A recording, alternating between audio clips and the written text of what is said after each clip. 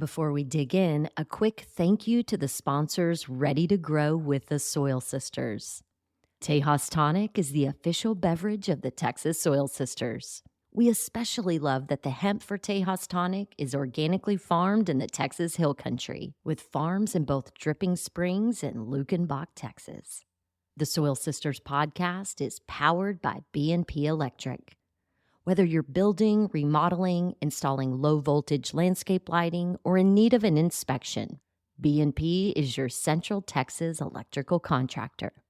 Find links to our sponsors in the podcast show notes or head over to txsoilsisters.co. You're listening to the Soil Sisters podcast, where we dig in on family farming and ranching, regenerative agriculture, healthy living, and planting seeds in our community. We invite you to listen, subscribe, and grow with the Soil Sisters. I'm Joanna Newting, joined by my blood, soul, and soil sister, Crystal. Welcome to the show. Hello, sister. How's it going today? Excellent. We have a couple of local farmers, Brooke and Killian Keller, a husband and wife team from Austin, Texas, that are now farming right here in Lockhart, Texas, and providing our community with delicious, regeneratively farmed produce. So yay, welcome to the show, y'all. Thank y'all for coming in. Thank you. We're so excited to be here and talk with you guys. Yeah, thanks for having us. Yes. Well, how long have y'all been farming here in Lockhart? I guess about a year and a half. Yeah, we started transitioning to the Lockhart property early last summer. So we were kind of out of production during that transition and hit the ground running, building up all the infrastructure. And I think we did our first harvest last fall. So yeah, I was just looking, actually. It was almost exactly a year ago, like this week, that we returned to the farmers market with our produce grown in Lockhart. So it's officially been a year. Yeah. Awesome.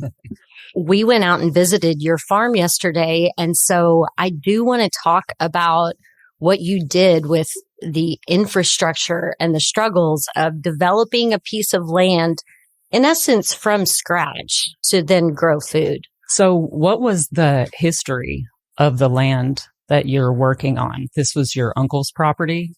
Yeah, well, he had just purchased it. So basically, he was kind of interested in purchasing some land. He found this property and was, saying, if I bought this, would you guys be interested in farming here? Because we had kind of outgrown our spot that we were at. And we were like, yes, because we needed to expand. We were ready to grow, more. Yeah. And Killian went out with him to look at the property and kind of check it out to see if it would fit for what we were looking for. Awesome. Yeah, it was kind of just a perfect timing thing. He was looking to invest in some land, and so it kind of worked out well. So yeah, we have a lease with him, and we've got two other tenants out there with us too. But the process, it was a big undertaking because it was just raw land. Like it hadn't been farmed. Correct. Yeah. The family that owned it, they would run cattle through periodically. But it hadn't been like farmed or anything. There was a well and power, all of which needed to be upgraded. So yeah, it was a big undertaking, just upgrading all that. As y'all saw, our field we grow on is far from the well. So we had to run like almost 2,000 feet of PVC for water and put up high tunnels, fencing. Our biggest concern, was the pest pressure being like hogs and deer. So we had to put up fencing and then try and bring the land into production. Basically, it was raw land, like you said. Yeah. There was really not anything out there, and not that from what we could tell, things have grown out there before as far as vegetables. Yeah. More just production. cattle. Yeah.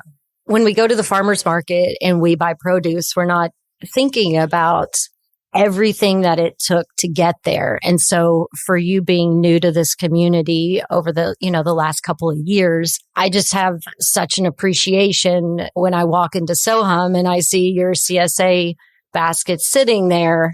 A lot of work has gone into getting that food to us. So there's just a huge appreciation that I have for local farmers, and just a reason why it's so important to support our local food system. Absolutely.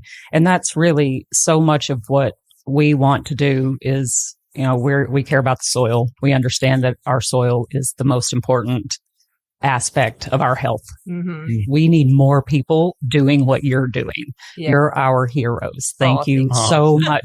No joke. It's powerful to grow healthy food. So thank you for that. And that's just part of what my intention is to share so that other people might do the same thing you're doing. Thank For you. sure. Yeah. Thank you. Yeah. We feel very fortunate that we found this calling and that we're able to do what we're doing. And yeah, it's incredibly challenging. And, there's always different hurdles that we are constantly trying to figure out how to jump over. But, at the end of the day, when you see somebody post a picture of the meal they cooked for their family and it's showcasing the vegetables that we grew, it just really is the best feeling. It warms our heart. And at the end of the day, like that's what we love doing, is feeding our community good, nutrient dense, ecologically grown produce. So it makes us so happy and we just love it so much. So awesome. Thank you. So we all understand community supported agriculture. We know what it means on the surface, but I would like us to spend time today during this radio hour to just dig in deeper to the meanings and implications of what it means to support local farmers and ranchers. Yeah. Because part of your story that you were telling us yesterday is that a couple of years ago, you were like, I don't know if we can keep doing this. I mean, because y'all went all in. You're full-time farmers, and we don't know very many people that can do that. So bravo that you're pulling it off. But, y'all, right, exactly. So let's dive into that a little bit.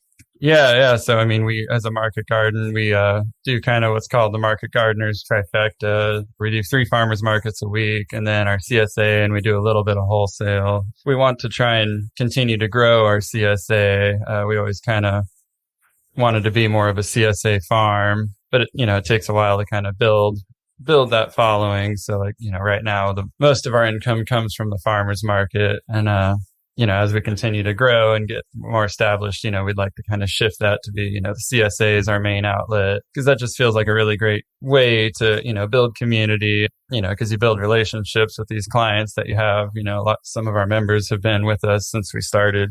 I think we first launched our CSA, it was like January of 2022.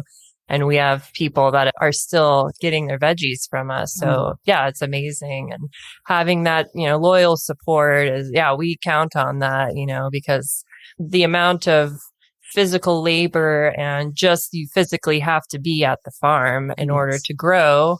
Right. And, and it's just us two doing everything. So it kind of feels like it'd be impossible to have another job, because I don't know how we would have the time to do it. Exactly. To carve out time. Yeah. So we kind of, when we're at the point of like, all right, if we're going to do this, like we both go in 100%, like we can make this happen. And, we've just been hustling hard, trying to keep it going, because that's the goal, is to continue doing this full time. And, there's ebbs and flows, but we're committed and we're just going to keep on going and keep growing. And we're very lucky that we've been able to continue for this long. So, with the community support, we can continue to do this and get bigger. And hopefully, we'd love to be able to hire people to come work with us as well. That's definitely the goal too. Yeah. I want to know how you let people know when you do volunteer days so that people can help you. Yeah, we'll do that through Instagram sometimes. It's kind of informal. Yeah, it's pretty informal right now. And like, as y'all saw, it is still pretty rugged out there. Building a compost toilet is still on the list. We just got the bushes for now. The proper facilities to actually have people come out and have a bathroom and, how you feel comfortable. But we'll just do an informal, usually Instagram post. We have a lot of stuff we need to do this weekend. If anybody wants to come out and help us, we'd love that. We'll buy you tacos or give you veggies. Send you home with veggies. Well, and once you actually see a production market garden in action, you have a lot more appreciation for the food. So I always encourage people to volunteer. And so the fact that you were talking about, you're just getting by, but y'all told us about some really interesting support that you were able to find and get to help you make those bigger purchases that you need, or to deal with the salinity issue in the water, which of course we want to nerd out and talk about some of that stuff later. But right now, talk to us a little bit about the support you've received, because it's so important for these small farmers to understand that there are resources out there, and we do get so bogged down trying to look this stuff up and figure it out on our own. So when we find something that works, I really like to share it with everybody. Yeah. That's one of the things I was telling you yesterday, is that the hardest part is finding these resources, because there are a lot of resources now I'm learning that are out there for young and beginning farmers or financially distressed farmers. But especially like new and young farmers, there's so many programs. So Texas Local Food, they have really helped us connect us with, when there's grants available that we may qualify for, and connecting us with the Small Producers Initiative at Texas State. It's kind of like a trickle effect. Like they'll connect us with someone here, and then they'll say, oh, you guys look like a good fit for this grant, and connect us with this other opportunity. And so just finding these little angels that are there to help, feed you this information and this free money that's out there. Yeah. One of the grants we got was through the Small Producers Initiative for business consultation through a company called Kitchen Table Consultants.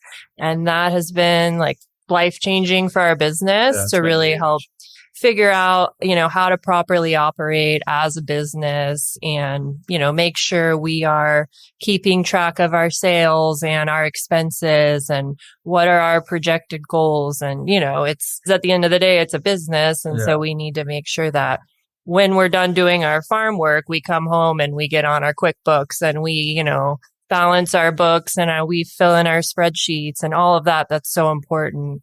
So that, and then also, when we moved out to the bigger farm, we knew we were going to need money for infrastructure, which is incredibly expensive. And there's programs like through the FSA, there's a high tunnel grant, or through the NRCS, you get the high tunnel grant. So that's something that you can apply for. And then, we were looking at how are we going to get a loan to get money to buy all of this, infrastructure we need. And we had a list of, we'll start here, and then if that doesn't work, we'll go here. And we were very lucky. We got a grant with the USDA, and they've got not a grant, a loan. Free money this but we'll have to pay it back. But it's a 7-year loan. It's a low interest rate. Yeah. And so that's been really helpful too. And they are great service. Everybody that works there is very helpful, and, working with you if you come across any issues. Sure. They are there to help farmers at the end of the day. And so that's been really, really nice to have them be the ones loaning us this money, because they know what we're doing and where we're coming from. So. Absolutely. That's so good. Going for grants is great. It is, labor intensive in its own way. You got to fill out a lot of paperwork, and for the grants we have gotten, and the loan for that matter, it's usually like a 6-month process, start to finish kind of thing. But those are all really great resources.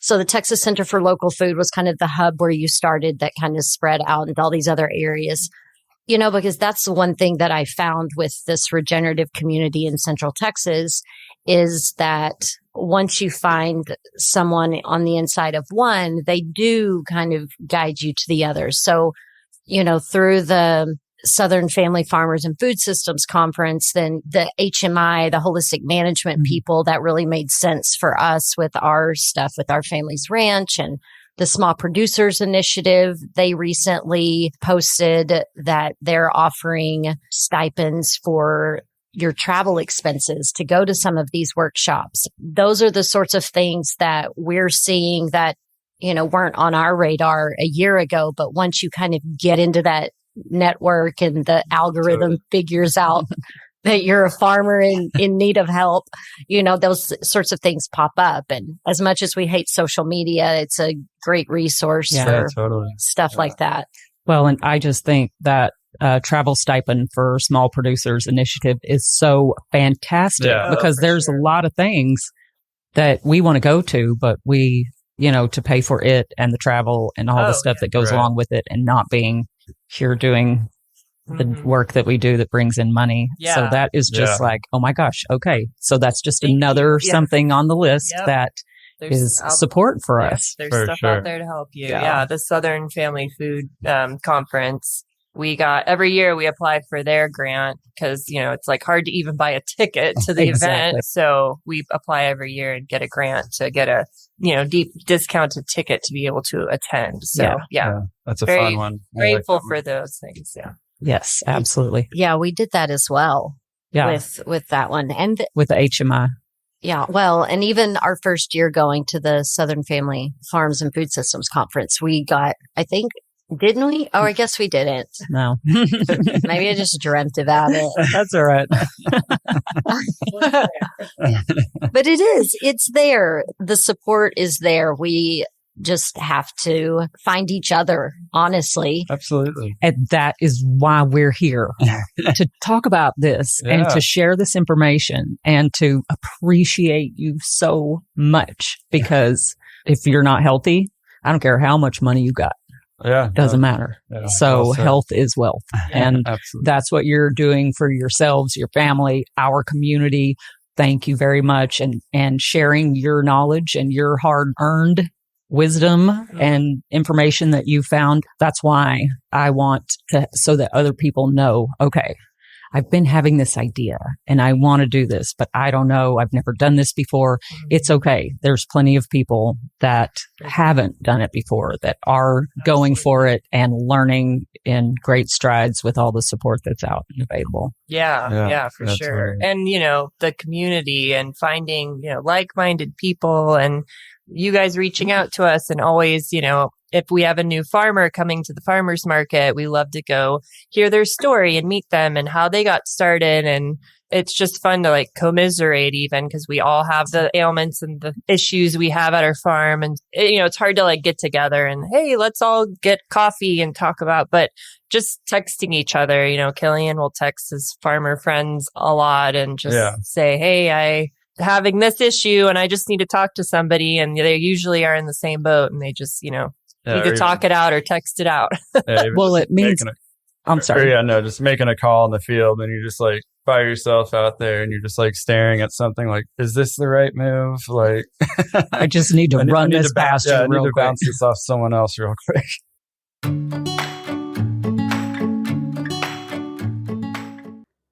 The Soil Sisters love passing along the powerful regen ag education we're receiving to interested soil sisters and misters like you. And we're asking you to put your money where your heart is by supporting the Texas Soil Sisters work and mission with your donation at txsoilsisters.co/grow. For as little as $5 per month, you'll receive a link to our monthly Soil Sisters online meetup.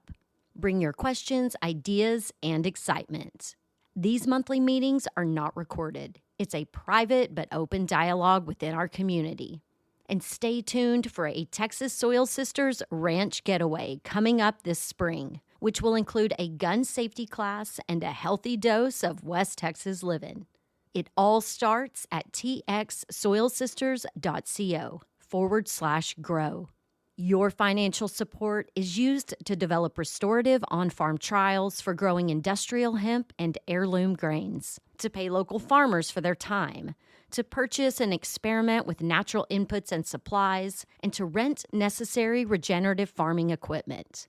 Donations also help cover Soil Sisters farm travel expenses, where we go out and interview seasoned farmers, ranchers, and green giants on the podcast. Join the family by donating now at txsoilsisters.co/grow.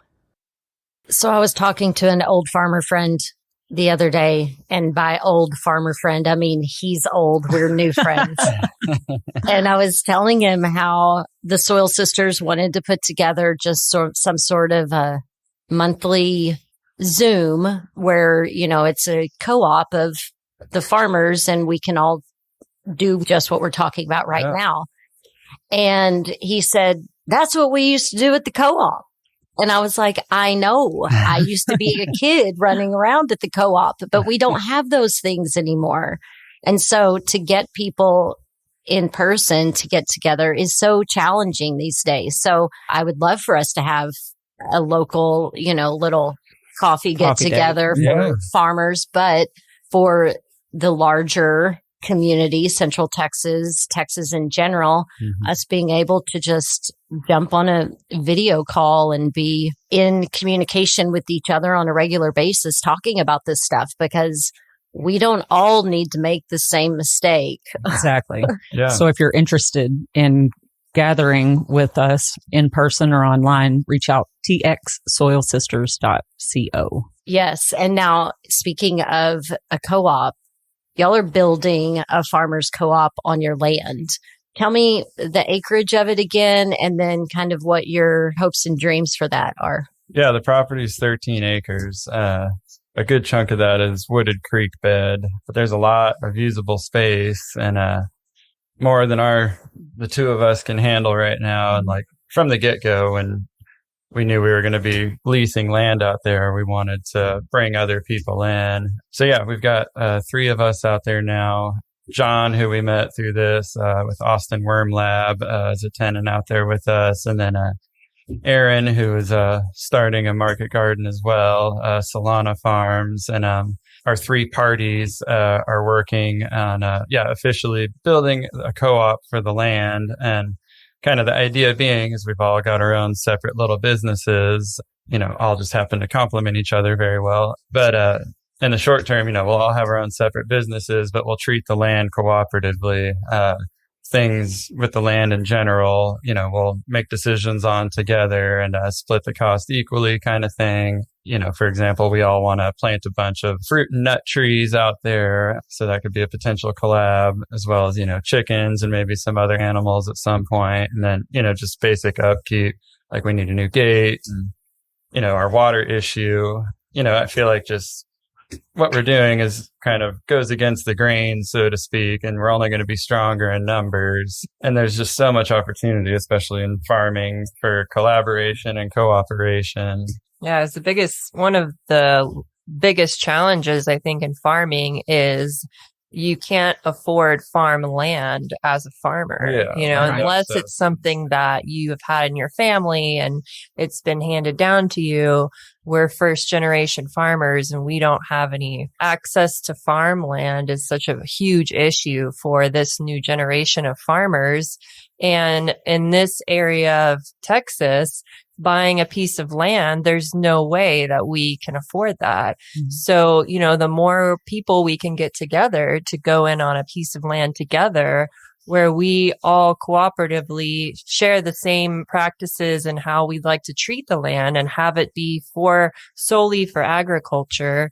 I think that's a huge problem and a big movement that needs to happen is, this land access issue. And we really feel like building a cooperative is a way that we can, solve this issue together. It'll be shared land, shared infrastructure, shared knowledge, resources, and kind of like, we're very much in the early stages of this. But, a perfect scenario would be, we form this co-op and then the co-op itself buys the land, ideally through another USDA loan.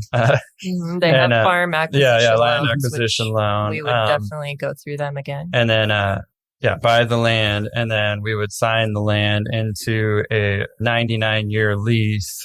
Like we would be a board of owners essentially, and we would sign it into a 99-year lease through the farmland trust. And that way it's like protected. If any of us come and go, that's fine. But it is there for the purpose of agriculture. Agriculture. Amen. And, you're building equity in your business and not necessarily in the land, through this, which is fine. We just want to make sure it's always going to be there for farm use and not get turned into like a Dollar General or another suburb or something, Yeah. Yes. And we very much appreciate that. Thank you. Well, and you're collectively regenerating the land. Absolutely. So, you're all being of service through your own endeavors. But, I love it because it's keeping farming affordable and you're sharing the burden of the financial costs. You're sharing the equipment. You have the equipment maintenance that you can share, and it just makes things a heck of a lot easier when you're not doing it on your own. I mean, I was a solopreneur for a long time, and you're just doomed to fail when you're doing something alone. For sure. Yeah. It's too challenging, and we need the support of a community, and having so many different perspectives tackling the same problem, we just get there faster. Mm-hmm. Well, I was just thinking it's better to lay on a bed of nails than stand on one. Right. I'm like, like we're just spread this out. Absolutely. And that, I mean, I'm envisioning, I've already seen, and it's total success, just so you know, different groups out there and everybody doing their own thing, but being like, hang on a minute. Walk to your farmer next to you and be like, come look at this. Yeah. Just stand here with me. What do I do? Yeah. I don't know what to do. For sure. And we're all there together. shake our heads, and then all of a sudden like, oh, this is what can happen, and then people are gathering around and solutions are being accessed because we're all standing here cooperatively caring about the best health of the land, of the, plants, animals, people. Yeah. So absolutely. I'm really excited. And I'm excited. Yeah. The worm Austin Worm Lab. Worm Lab. Yeah. John. Yeah. Oh, that is John. Yeah. Thank you. Yes. Yeah. He makes a worm and activated charcoal. I'm like, yes. Yeah, he makes a great product, and we use it in everything we do. So shout out to John. Yes. Thank you, John. And when I mentioned equipment earlier, y'all are not using major equipment. So I want to talk a little bit about this idea of human scale farming, like what it means, your dedication to it, and have people just kind of wrap their mind around what this looks like. Yeah. So we primarily just use, a wheelbarrow, shovel, and a rake and a broad fork. When we scaled up to this new location, we managed to get a walk behind BCS tractor, which has been huge. We've got the rotary plow, power harrow, and flail mower attachment for that, which definitely was a game changer. But yeah, I mean, there's just a lot of physical labor. We transplant everything by hand, shovel compost by hand, spread wood chips by hand. Yeah, we don't have a tractor. Well, tractors are very expensive. Yeah. Maybe one day as a cooperative, we can purchase one, but right now we don't have one. So we do everything, us two, and we used to have a tool to harvest greens, and it was funny because we were so excited about it, but then we really didn't like how it was harvesting the greens. That was kind of it wasn't cutting them nice, and it was kind of messy, and there were greens getting thrown around, and it was wasteful. And so we went back to hand cutting our greens. Yes. Yeah. Because we are happier with that outcome than this little handheld greens cutter that we were using. Yeah, we definitely need to dial in the greens harvester, but we were using it for a while, and I'm like, it's just making a mess. And we're pretty fast just doing it by hand too. So. Well, and the reason I asked about that is because yesterday when I'm like, okay, what's your favorite piece of equipment? And Brooke raises her hands and shakes them at me. She's like, they're always with me. I never leave them in the shed. I just appreciate that it is a lot of physical labor, and it's just y'all getting it done. And we're talking about starting from this land not being touched for a while. You have not used a tractor to prepare this land. Not a driving tractor, no. That's when the plow definitely came in handy. We do consider ourselves no-till. We do the initial plow, the walk-behind tractor with the plow to open up the land and incorporate the agronomist recommended minerals and amendments and compost and such. And then from that point forward, we don't till and we just use a broad fork and such. So our goal is to disturb the soil as little as possible. Yeah. And then also always keep the soil covered. Those are kind of our two main things that we focus on at the farm. Yeah. Yeah. Covered as much as possible, planted as much as possible, disturbed as little as possible, as diversely as possible.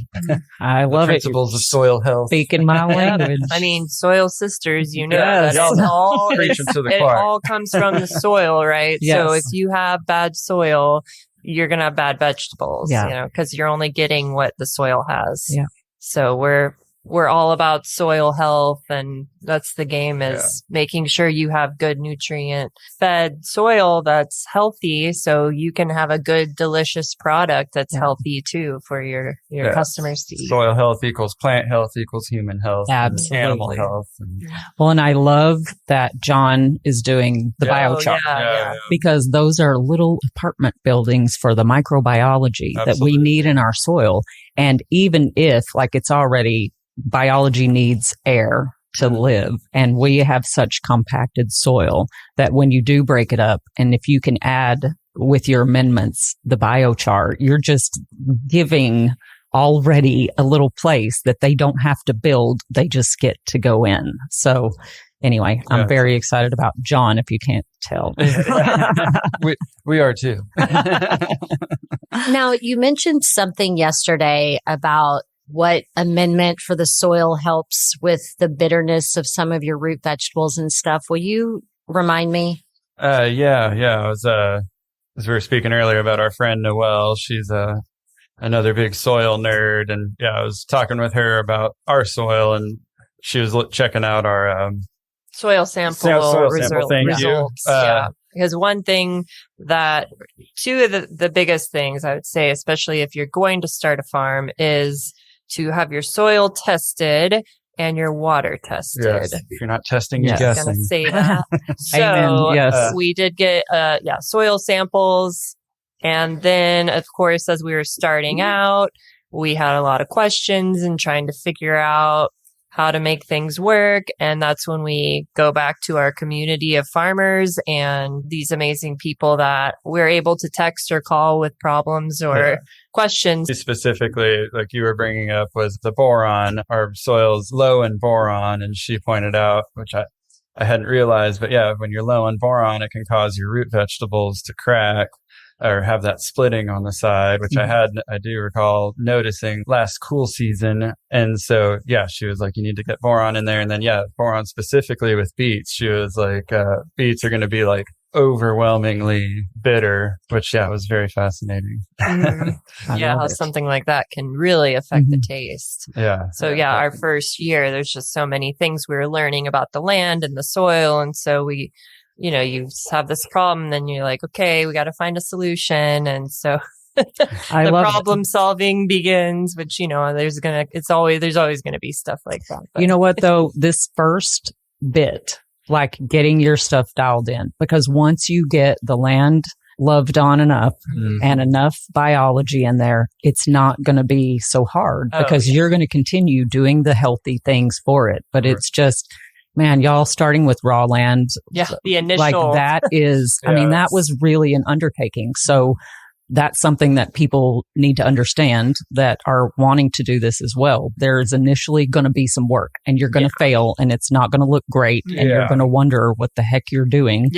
But it's all so important that you do it. So absolutely. I mean, we came in hot, we were like, all right, we're going to farm an acre. We've also got 2 young children. And we quickly realized like that's just not even an option right now. So we realized, an acre we can't undertake at this time. So we've got a half acre. Scaled it back. Yeah, we've got a half acre in cultivation and half to 3/4 planted. But it's definitely a lot.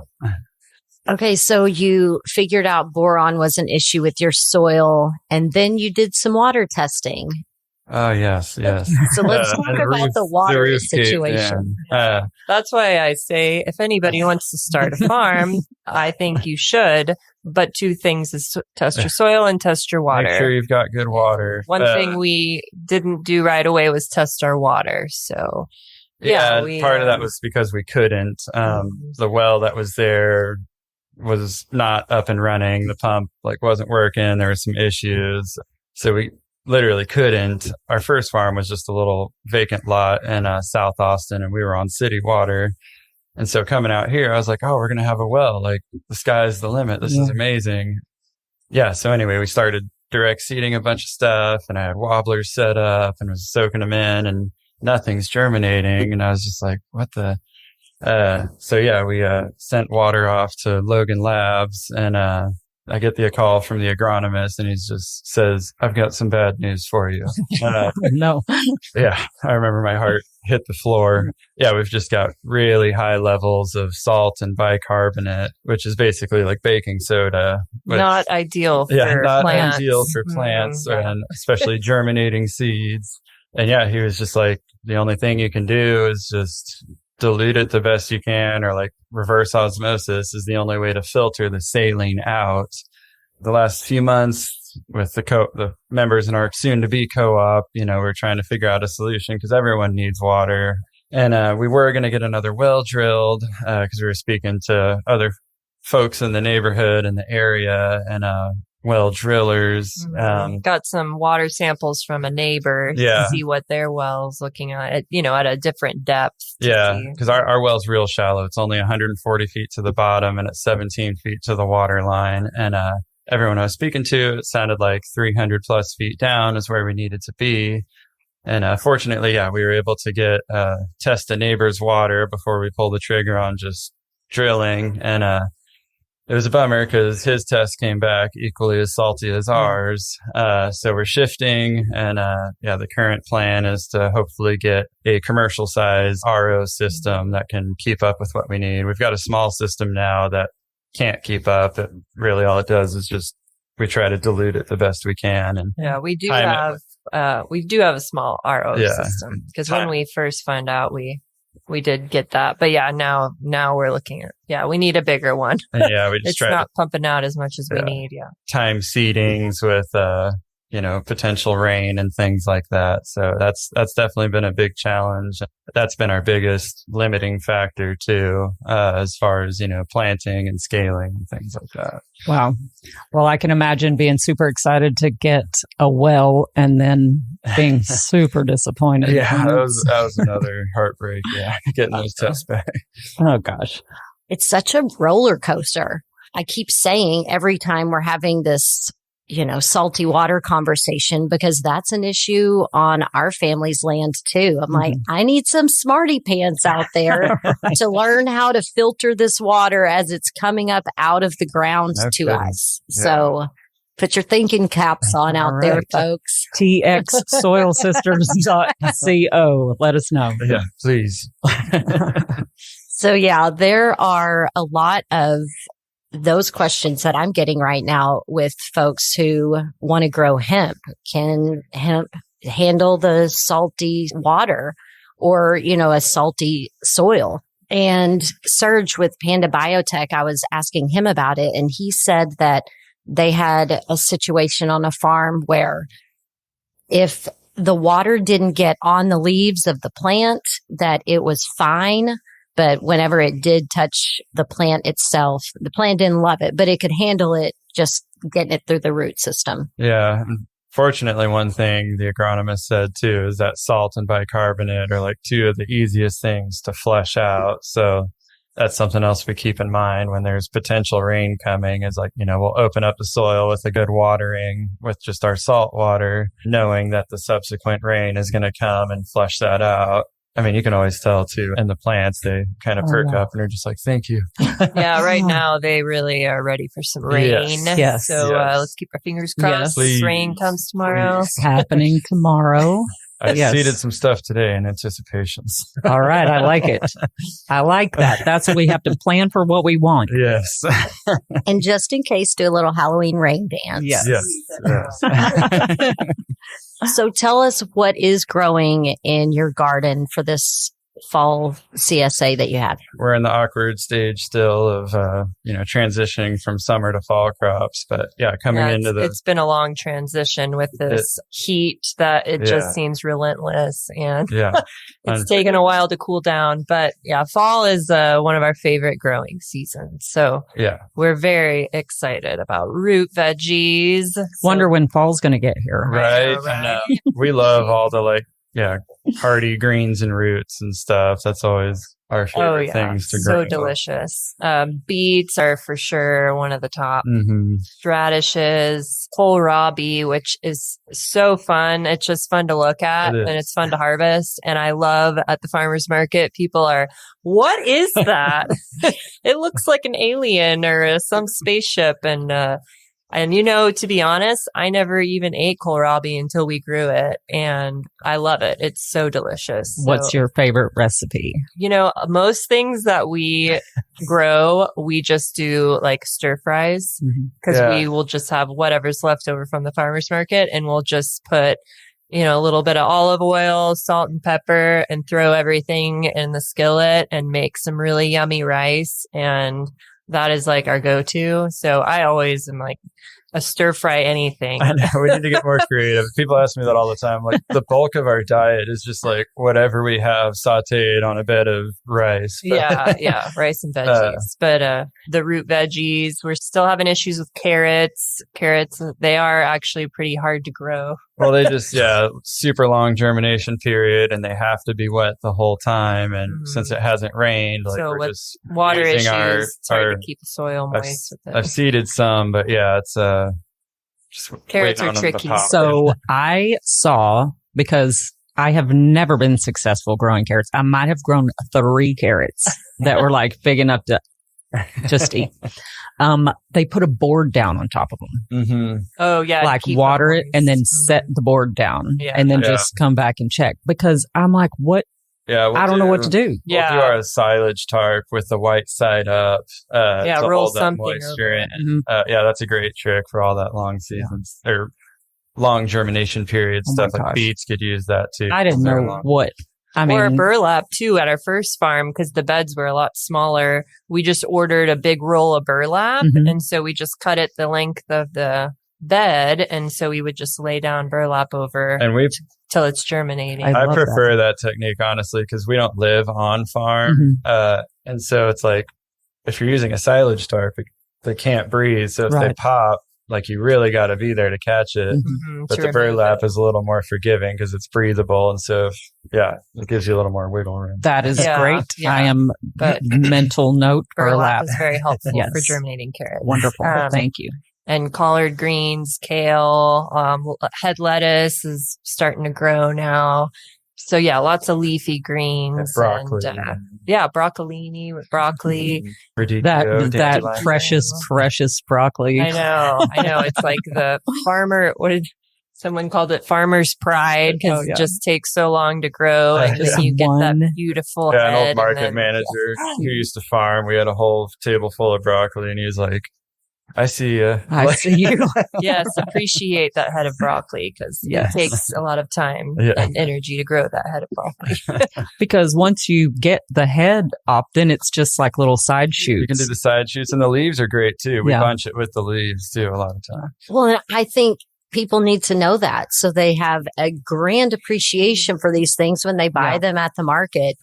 And never try to haggle with your farmers at the farmers market, please. Just pay them. Pay the people what pay them and tip them. This is a service industry as far as I'm concerned.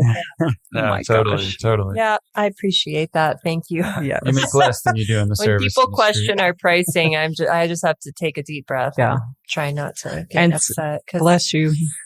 There's someone else right down the row. But you definitely appreciate every vegetable because you see what it takes to grow that, Blood, sweat, and tears, literally. So we love people to come see the farm. Hopefully soon. I'm hoping maybe in the winter time we'll have a little farm gathering out there to invite the community to come check it out, take a tour. We love to have people out because I think it's so important to know your farmer and come see the operation and see what it takes and, how it gets to your bag, to your kitchen to cook for your family. Yeah. Well, and I tell people our hands are an extension of our heart. So when you're hand clipping all that arugula, I mean, that's powerful and it's very sweet.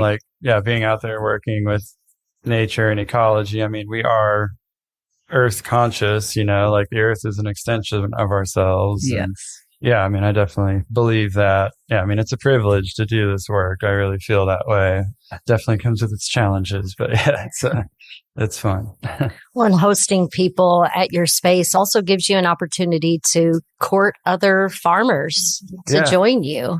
And for folks like me who don't have my own backyard garden, I love the idea of being able to go into someone else's garden and help. I go over to Crystal and Dion's. It's kind of my moving meditation, and I get to pick peppers and flowers and whatever. And I don't have the responsibility of taking care of it all the time, but it's just that interaction with nature that can completely change your day. Absolutely. Change your mood. I mean, and the physicality aspect, it's like, we were meant to do hard things. Yeah.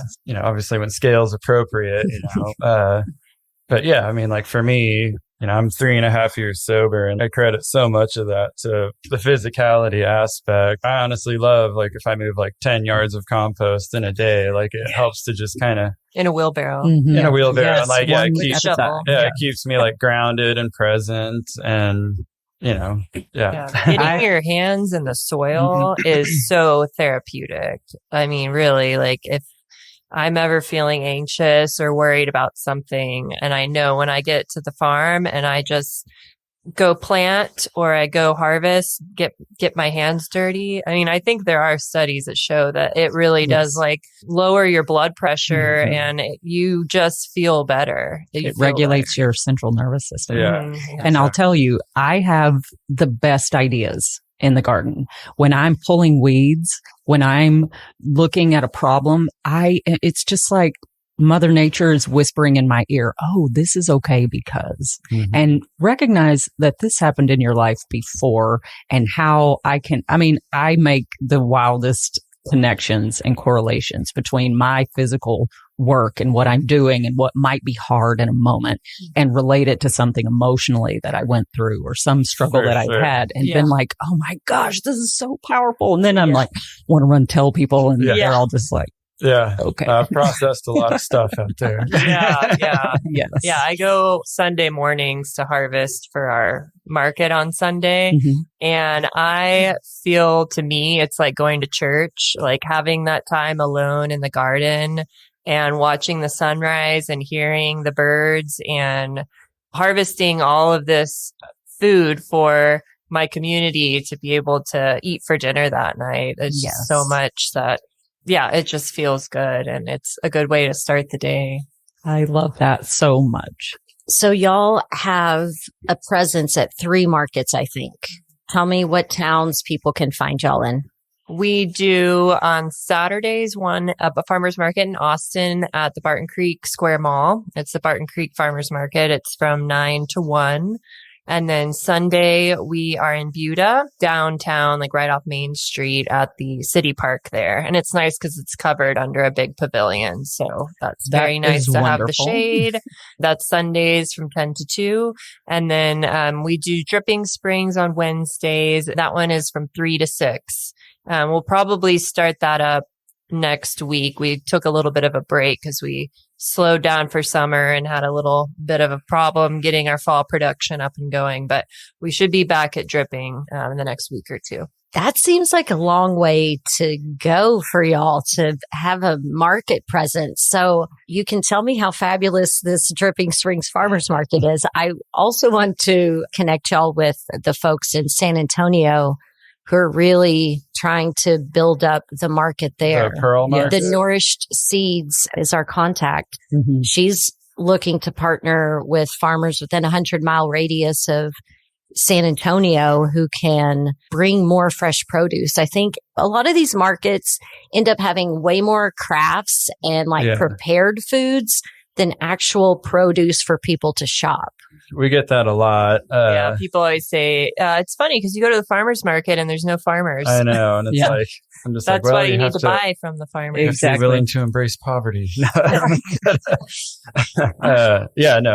get that a lot. Yeah. I mean, it's not easy in Texas, but Yeah, we need more farmers, and we also need more people to buy their produce from local farmers. You know? Here. Yes.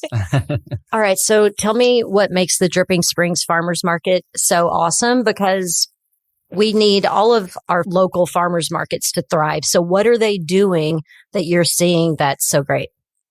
It's great because it is run by the city, and they have employees that run the farmers market, and pretty sure their full-time job is being a farmers market coordinator. Yeah, so shout out to Charlie. Yeah. They do a great job advertising, fair booth pricing. They have different pricing for depending on what you're selling, and farmers have the lowest booth fee because, we don't make as much money as if you're. Yeah. And we started doing it at our old farm, which was in South Austin, and it was a lot closer to that one. So it is admittedly a bit more of a hike for us now.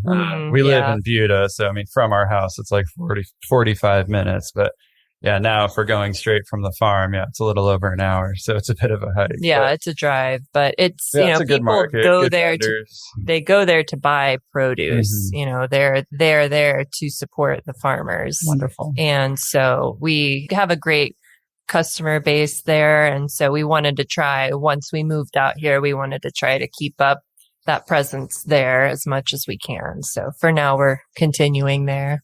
Okay, I dig it. So if folks are interested in the CSA situation with y'all, you can go to betterdaysgardens.com for more information. Is that correct?